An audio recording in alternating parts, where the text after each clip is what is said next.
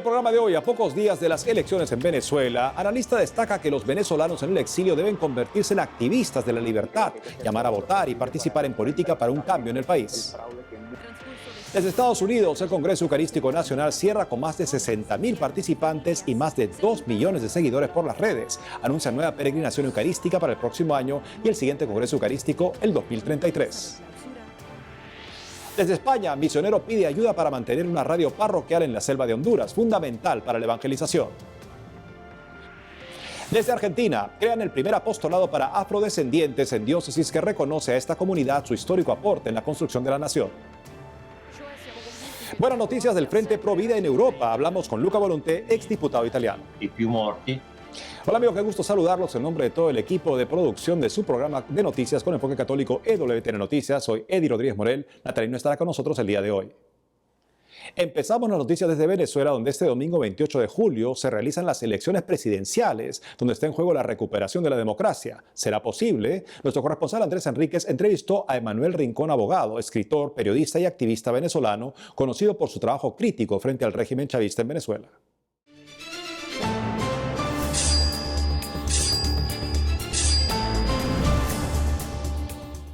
Bien, Emanuel, rápidamente, ¿cómo describirías el panorama político en Venezuela de cara a las próximas elecciones?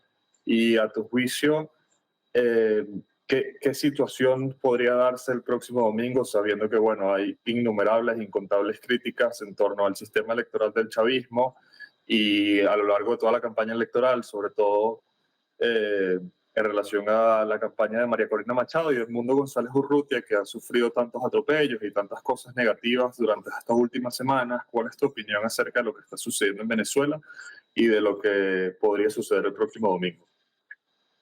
Mira,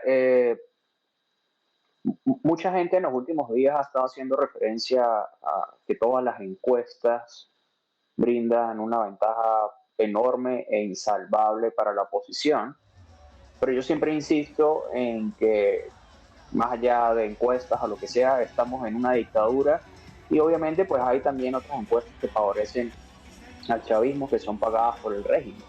Entonces yo lo que pido es no hacerle caso al ruido de las encuestas y hacerle caso al ruido de las calles y al ruido de los venezolanos. ¿Y qué dice el ruido de las calles y el ruido de los venezolanos? Que 8 millones de venezolanos han abandonado el país. Dicen que hoy en día entre 80 y 90% de los venezolanos viven en pobreza. Dice que los empleados públicos ganan entre 4 y 5 dólares al mes. Y evidentemente pues esto es una situación que no agrada absolutamente a nadie. Entonces cualquiera que piense que realmente el chavismo puede tener una base política para ganar o incluso estar cerca en unas elecciones es totalmente absurdo. Lo cual nos lleva a un segundo paso. El domingo es obvio que la oposición va a ganar. Electoralmente, si contáramos los votos, es evidente que habría una victoria aplastante a favor de la oposición, pero no podemos aseverar que el chavismo vaya a respetar los resultados. Para mí es bien difícil creer que ellos vayan a aceptar los resultados, pese a toda la presión internacional que pueda haber, porque esas son personas que no se están jugando un puesto político, sino que ellos saben que están básicamente jugándose su propia vida y su propia libertad. Entonces, los escenarios que tenemos actualmente es, número uno, el chavismo no acepta los resultados, dicen que ellos ganan, y esto pues probablemente conducirán a unas protestas masivas en el país y probablemente el chavismo vaya a intentar hacer lo que dijo Maduro de provocar un baño de sangre y una guerra civil para mantenerse en el poder. El escenario número dos es mucho más alentador, pero tampoco es un camino sencillo y quiero que la gente lo entienda, que sería que el chavismo se acepte que perdió las elecciones. Esto no implica que la dictadura se va a acabar mañana y quiero que la gente lo tenga claro. ¿Por qué? Porque así el chavismo acepte que perdió las elecciones, Maduro estaría todavía en el poder aproximadamente hasta enero y febrero del próximo año. Y además de ello, el chavismo cuenta actualmente con el poder absoluto en todos los poderes públicos venezolanos, es decir, en el legislativo, en el judicial, cuenta con el 90% de las alcaldías y gobernaciones y tienen absolutamente todo a su favor. Y ya hablando un poco del candidato que las encuestas serias dan como mayor que tiene más posibilidades de ganar en las elecciones del domingo, Edmundo González, ¿qué consideras tú? ¿Cuáles son los desafíos que tiene Edmundo González y María Corina Machado, que ha sido, digamos, la cara de su campaña, de cara sobre todo al domingo y ante estos atropellos que vienen de parte del chavismo y que han complicado enormemente su accionar político en el país? Mira, los desafíos que tienen María Corina Machado y Edmundo González no son políticos hacia la población, son de negociación interna y política para poder negociar directamente con las personas que puedan facilitar una transición a la democracia en Venezuela.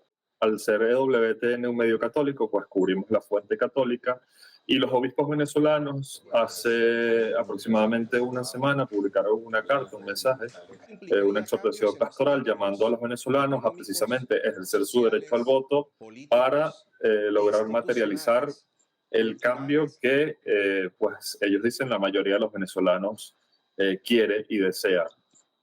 Ya como mensaje final en esta entrevista, quisiera saber si tú secundas este mensaje y si llamas efectivamente a los venezolanos a ejercer su derecho al voto este domingo, a pesar de todos los obstáculos y de todas las trabas que pueda poner el gobierno de Nicolás Maduro.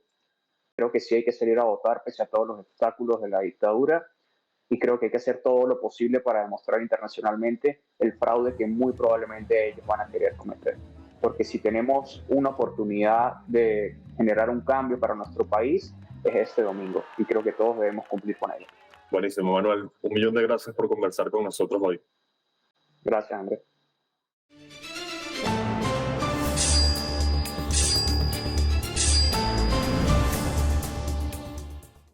Y ahora nuestra atención va hacia Estados Unidos, cuyo Congreso Eucarístico Nacional, con cobertura exclusiva de WTN, cerró bajo un rotundo éxito de participación y sintonía. A 2 meses del Congreso Eucarístico Internacional de Quito, Ecuador, veamos el ejemplo que deja el gran evento que tuvo como objetivo aumentar la fe y el amor a Jesús sacramentado.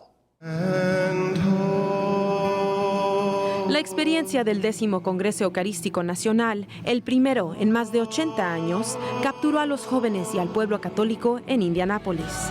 En el transcurso de 5 días, alrededor de 60,000 católicos, jóvenes, ancianos y familias se juntaron en Indianápolis de todos los Estados Unidos, anclados juntos por Jesucristo, presente en la Eucaristía. Uniéndose a la multitud, los peregrinos perpetuos, que pasaron los últimos 2 meses procesando desde diferentes rincones de América para estar aquí. Cada día brindó la oportunidad de participar en misa, oraciones, servicio y sesiones de impacto que cubrieron una gran cantidad de temas. Y una gran sala de exposiciones mostró los apostolados católicos laicos, y a lo largo del Congreso se expresó la naturaleza universal de la Iglesia, ya que había algo para todos. La diversidad y unidad del catolicismo se encontraba en música, liturgias e idiomas diferentes.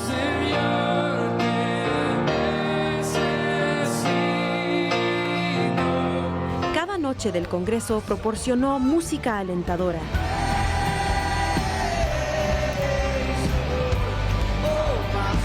Y conferencistas católicos compartieron mensajes diferentes. Sea Dios, los ángeles cantan y alaban a Dios. The Eucharist for me. La Eucaristía para mí es curativa, es paz. The Eucharist for me is peace. Estamos tan bendecidos de tener la Eucaristía todos los días y en cada capilla.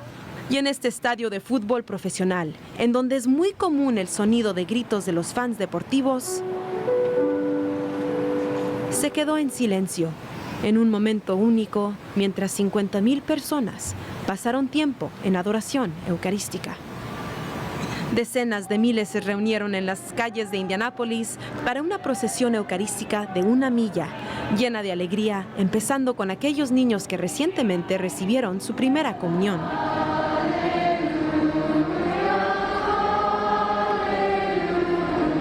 Seguido por un momento de adoración pública y una bendición en el monumento de la Guerra de Indiana.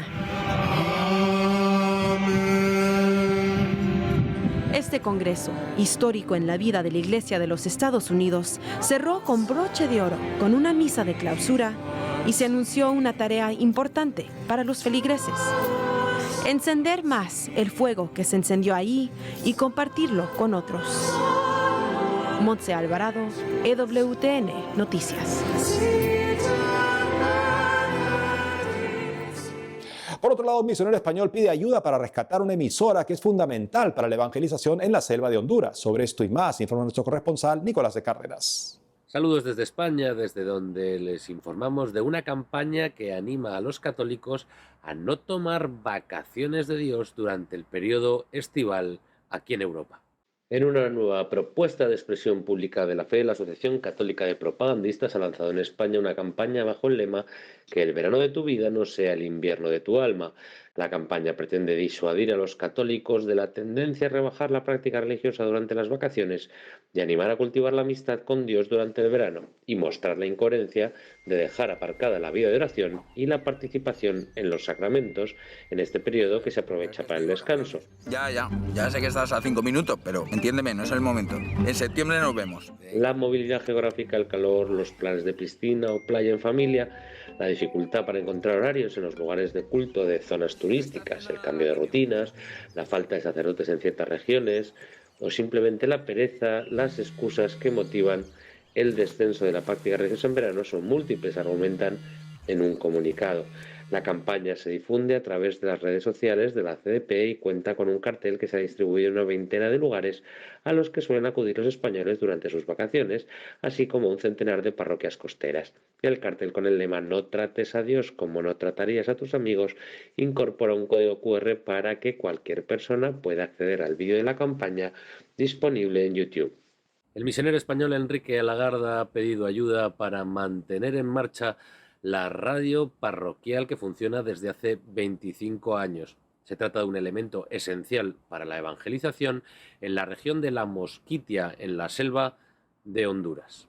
La parroquia de San José, en la selva hondureña, abarca una superficie de 300 kilómetros cuadrados repletos de ríos, canales y lagunas, en la que solo hay una carretera. En ella hay más de 600.000 habitantes, la mitad católicos, organizados en 80 comunidades. Los dos sacerdotes solo pueden acudir en persona 2 veces al año. En este contexto, la emisora Cupiacumi Radio Paz, que emite casi en su totalidad en lengua misquita, no es solo un medio de comunicación, sino un instrumento clave para la evangelización, la formación y la supervivencia de sus comunidades, que viven alejadas y aisladas, con acceso muy complicado, afirma el misionero. A través de ellas se viven eucaristías diarias y catequesis que son escuchadas por las comunidades que viven muy alejadas las unas de las otras. El narcotráfico golpea con dureza a estas comunidades, en las que se desarrollan numerosos proyectos sociales para los que es esencial la radio, pues la cobertura del teléfono móvil es escasa. Un pequeño sacrificio en algo de nuestra vida cotidiana puede suponer la diferencia entre la vida y la muerte para un joven atrapado en las redes del narcotráfico, ha argumentado el misionero. Las aportaciones se pueden hacer a través de la Fundación Argentes del Arzobispado de Valencia. Desde España, Nicolás de Cárdenas, EWTN Noticias. Hacemos una pausa y al volver, desde Argentina, crean el primer apostolado para afrodescendientes en diócesis que reconoce a esta comunidad su histórico aporte en la construcción de la nación. Además, buenas noticias del Frente Provida en Europa. Hablamos con Luca Volonté, exdiputado italiano. Y più morti. Regresamos con más noticias con Enfoque Católico.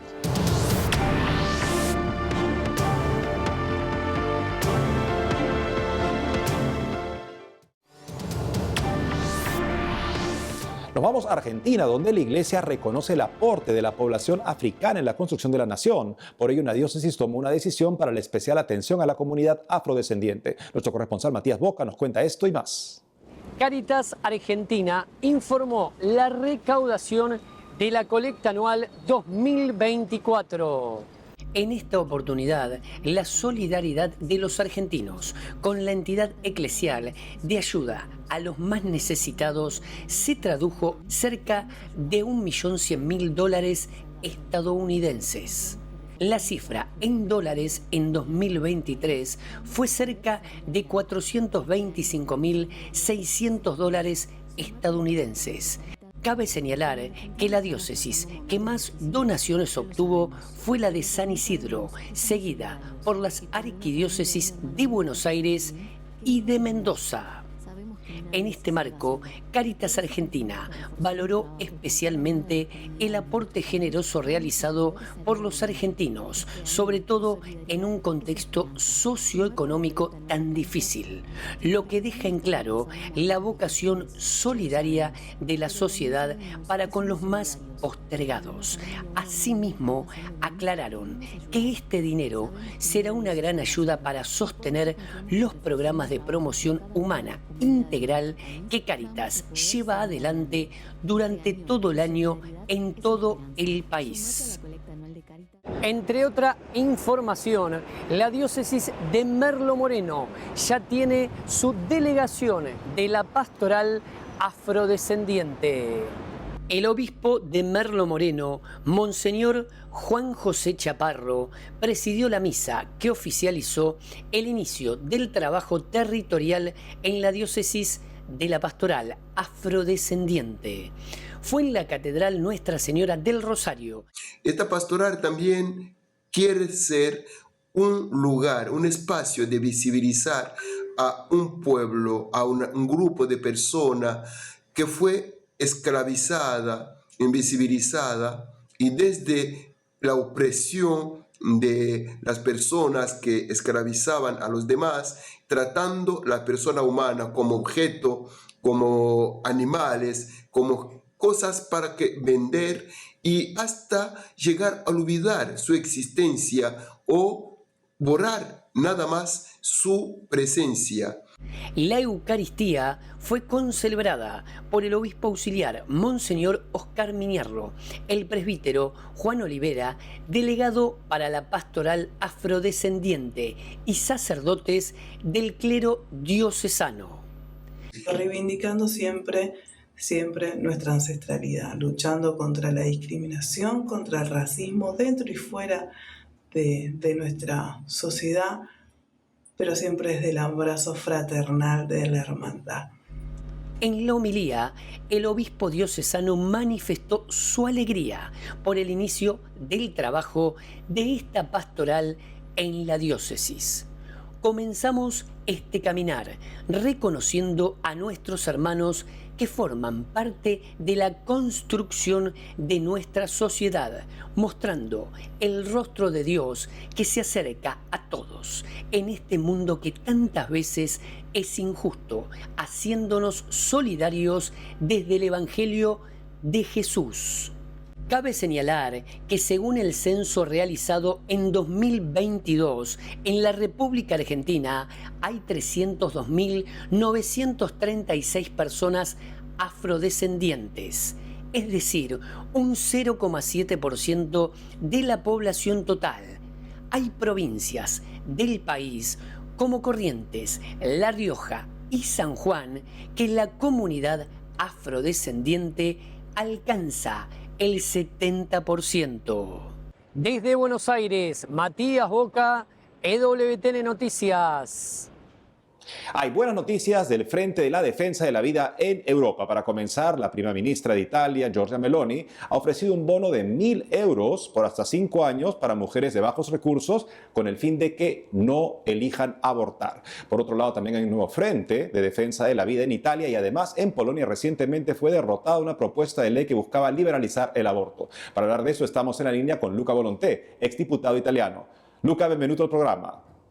Grazie, buonasera a tutti voi, grazie. Luca, háblanos ante todo sobre esta decisión de la primera ministra de ofrecer un bono de 1.000 euros por hasta 5 años a las mujeres italianas que decidan no abortar.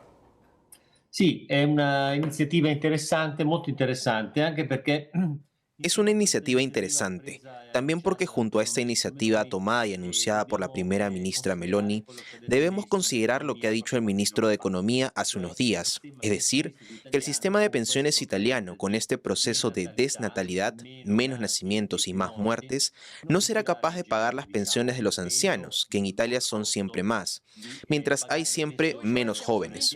Por lo tanto, también en este sentido, la medida de la primera ministra de dar 1.000 euros a todas las parejas parejas, a todas las madres que decidan no abortar y traer al mundo a su hijo por los primeros años, es una iniciativa interesante. Ha dado resultados positivos en otros países que han introducido esta iniciativa. Pensamos en Hungría y en Polonia. El trayecto que lleva a una sociedad a ver con confianza el futuro y por lo tanto traer hijos al mundo no es un trayecto que se limita al sostenimiento económico, que es fundamental, sino que debe contemplar toda la cultura, toda la sociedad. Por lo tanto, este es un primer paso importante.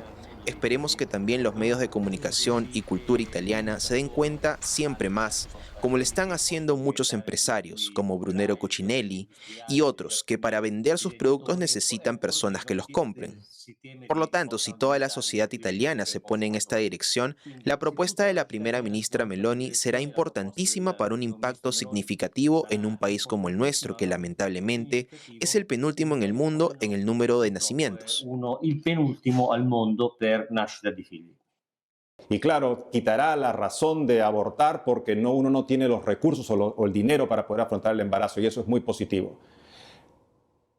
Sí, exactamente così. Sí, exactamente, el aporte económico es importante. Una encuesta de hace unas semanas en Italia indica que más del 79% de las jóvenes italianas entre los 18 y 25 años desean una familia y tener más de 2 hijos. Esto es un dato significativo, más o menos lo que se registra en el resto de Europa. ¿Qué les impide a estas jóvenes realizar su sueño, es decir, casarse y traer hijos al mundo? 2 elementos fundamentales: el empleo. Siempre son más los trabajos solo temporales y por lo tanto hay inseguridad con respecto al futuro por la falta de un ingreso económico estable.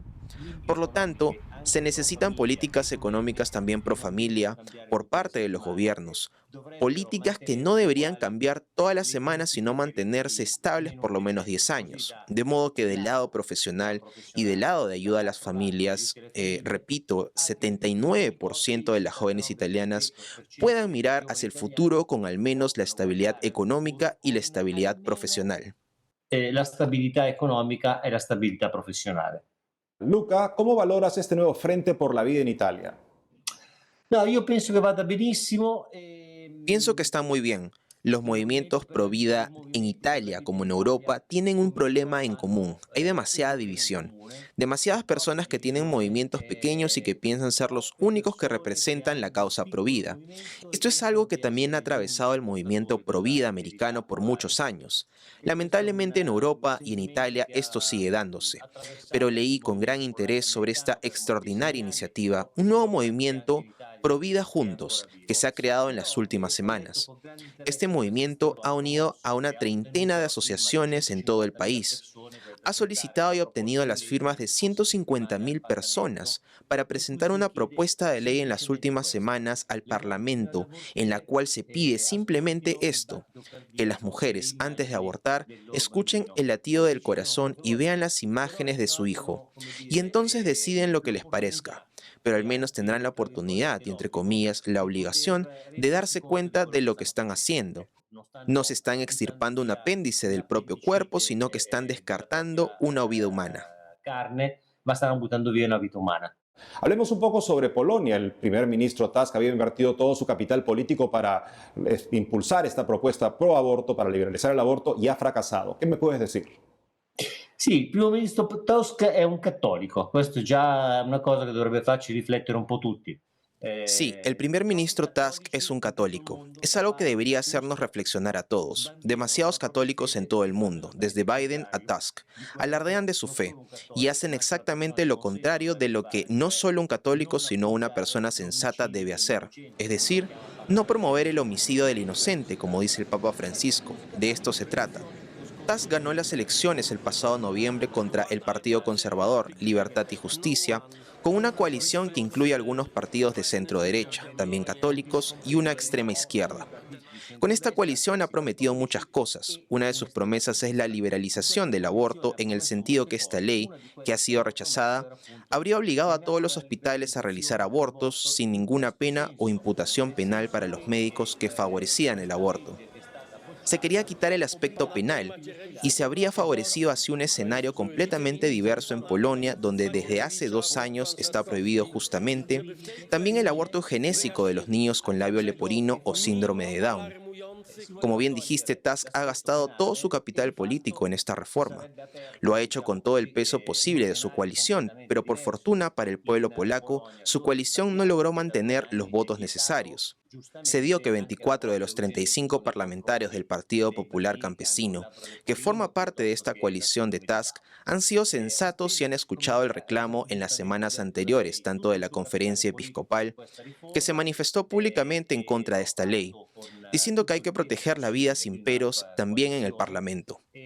Y han escuchado a los movimientos pro vida que por semanas han realizado una serie de manifestaciones imponentes, pidiendo, como siempre se debería hacer, a los propios parlamentarios que sean coherentes más allá de la conveniencia política o de las órdenes del partido. En contra de la dignidad humana y el derecho inalienable de poder nacer, no hay colisiones que valgan. Se debe escuchar la propia conciencia, aplicar lo que nos dice la razón y también la doctrina católica y defender la vida desde la concepción hasta la muerte natural. Así se dio que el pobre Tusk, que se había paseado por Europa alardeando de cuán moderno era su catolicismo, ha debido regresar a Bruselas demostrando que no había sido capaz de manipular a Polonia en este tema. Manipolare la Polonia anche sotto questo aspetto. Luca Volonté, gracias por haber estado con nosotros el día de hoy. Grazie a voi, buona serata, buon pomeriggio, buon lavoro. Eso es todo por hoy, amigos. Gracias por haber estado con nosotros. No dejen de seguirnos en las redes sociales, también de lunes a viernes a las 12 del mediodía, hora de Miami, en Radio Católica Mundial y su programa Más que Noticias por un servidor. Hasta entonces.